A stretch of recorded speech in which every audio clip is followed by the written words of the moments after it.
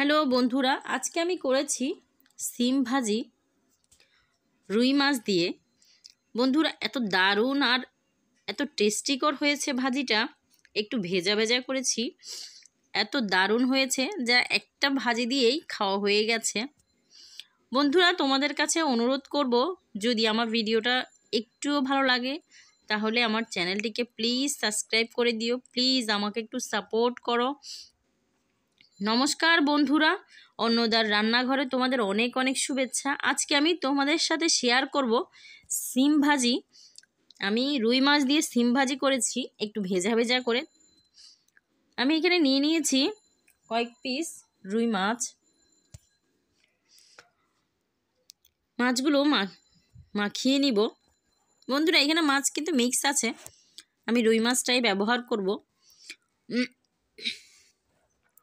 লবণ আর হলুদটা মাখিয়ে নিলাম একটু ভালো করে।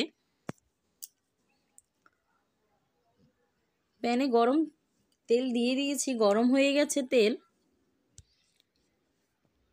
মাছগুলো দিয়ে দিচ্ছি।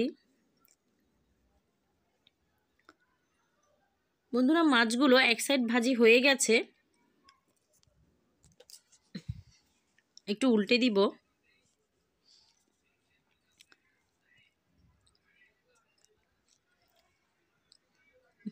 মাছগুলো আরেক সাইডও হয়ে গেছে, উঠিয়ে নিচ্ছি।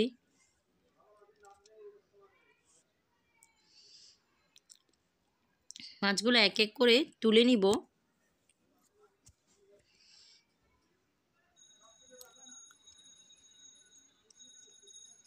মাছগুলো তোলা হয়ে গেছে, আমি সেই তেলেই দিয়ে দিচ্ছি পেঁয়াজ কুচি,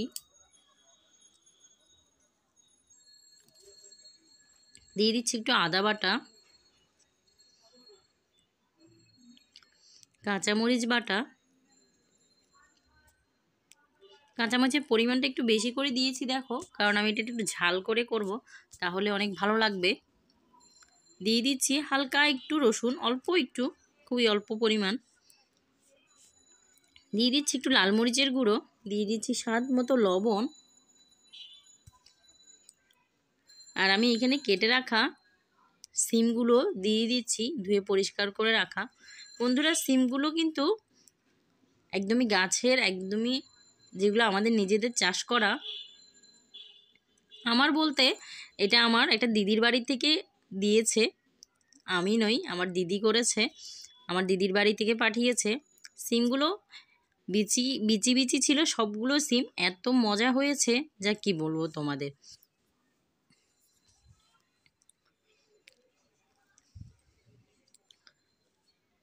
বন্ধুরা, আমার সিমগুলো কষানো হয়ে গেছে। এবার আমি মাছগুলো দিয়ে দিয়েছি, ভেজে তুলে রাখা মাছগুলো। একটু পরিমাণ একটু জল দিয়ে দিচ্ছি, কারণ আমার সিমগুলো সিদ্ধ হতে হবে। কারণ আমি জলটুকু পুরোটাই শুকিয়ে ফেলবো, শুধু সিমগুলো সিদ্ধ হওয়ার জন্য দিচ্ছি। সব শেষে দিয়ে দিব একটু জিরের গুঁড়ি।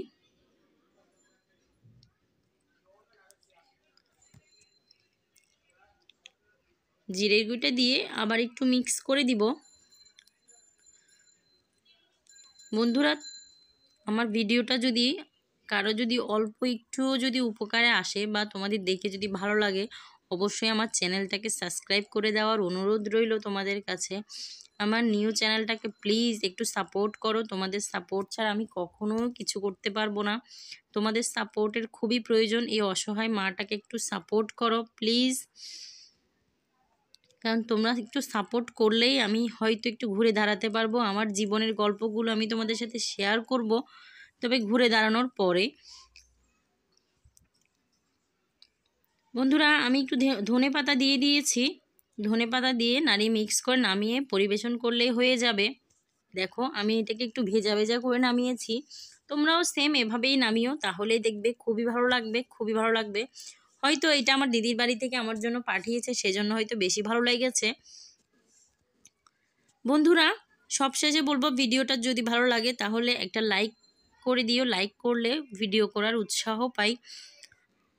আর যদি কারো যদি একটুও যদি ভালো লাগে তাহলে আমার চ্যানেলটিকে সাবস্ক্রাইব করে পাশে থেকো। সবশেষে বলবো, ভালো থেকো, সুস্থ থেকো, তোমরা নিজেদের খেয়াল রেখো। ধন্যবাদ সবাই।